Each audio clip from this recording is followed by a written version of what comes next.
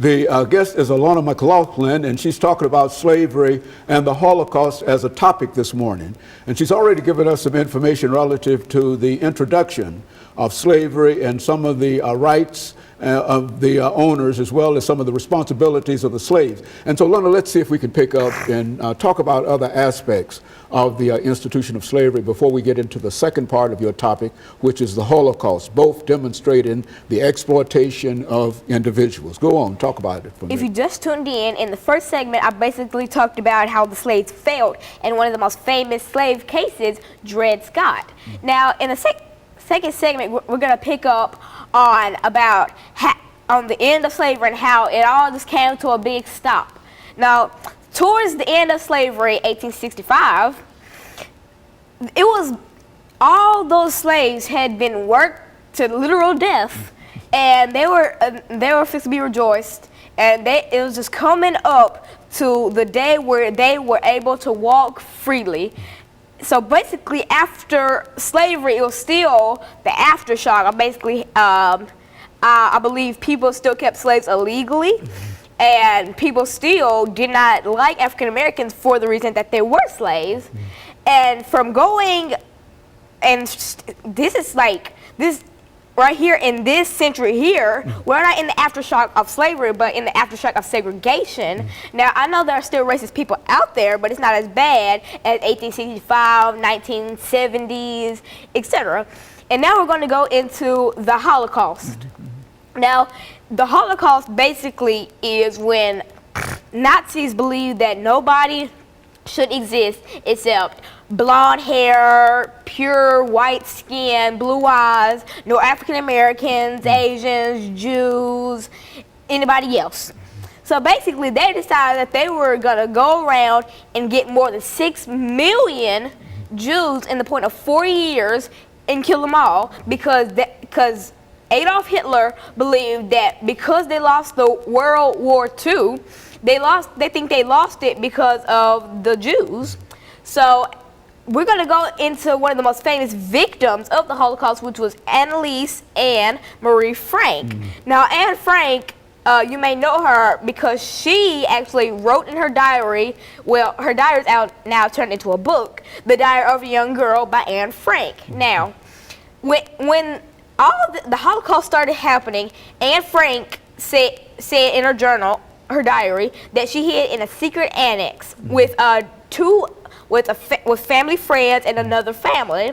Now she and her elder sister Margot, her mother Edith, and her father Otto all hid in that secret annex for a few months until they were discovered and sent to concentration camps. Now, the two sisters were sent to concentration camp. The father was sent to another concentration camp, but the mother was left behind and died of starvation. So the first dead was Anne's mother, Edith.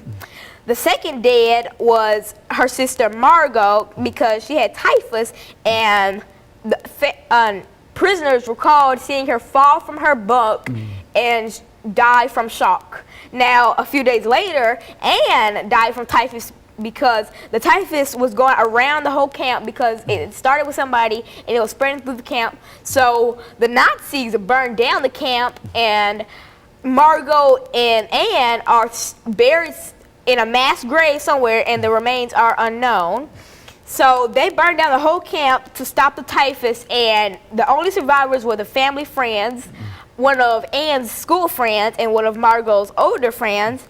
And now, when Otto got back to Frankfurt, where the whole family was living, he soon found out that Edith had died, but he still had hope that his daughters were alive. So he went and searched out and found out that Margot was dead and Anne was dead. So him and a few family friends went and found the diary of Anne Frank, and they turned it into a book because Otto believed that her voice should have been heard because Anne wanted to be a journalist.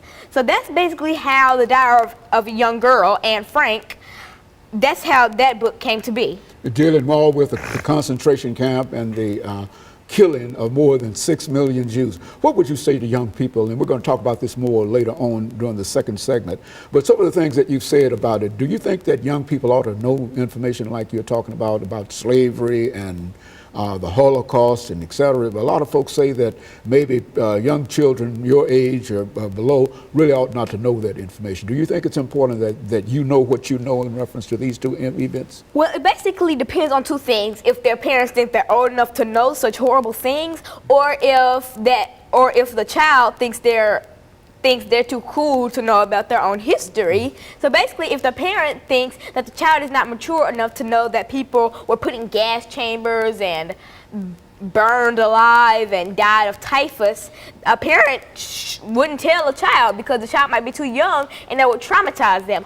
Or the child would be like, nah, I'm too cool to know about my history. I don't want to know about no slaves. I don't care about no Jews or Holocaust or Nazis. And it basically depends on what the parent and the child think about both of the subjects. And so within that framework, you believe that in a real sense that both these instances represent what thing that you're big on, and that is the inhumanity of people toward inhumanity. And you think that by knowing about information like this, this can probably stop or curb the activity that people have in reference to that.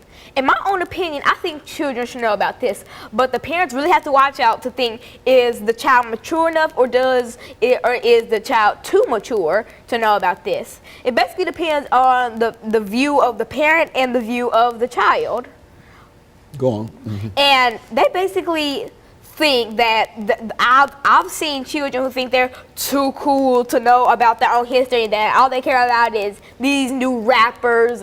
Lil Wayne think they're too cool to know about all the other ones, and they just think that they don't need to know about this. But when they grow up and if they want to become a historian, they can turn around and be like, I should have let my mom teach me about Anne Frank and Otto Frank and Harriet Tubman and Dred Scott, and they would turn around and they would think how they should have known about it. But the parent would probably regret it if they didn't tell the child in their younger years, because when they get older, they'll just go away and be like, I didn't know that Anne Frank wrote a book and all that, and they'll get it all wrong and be embarrassed that their parent tried to tell them something and then they refused to let their parents help. Very good. Alana, let me get ready for this second commercial break, after which we'll come back and I'll have you to expound on some other information that goes with these two topics, and that is this idea of bullying. And we'll be back with our audience following this very, very short commercial break.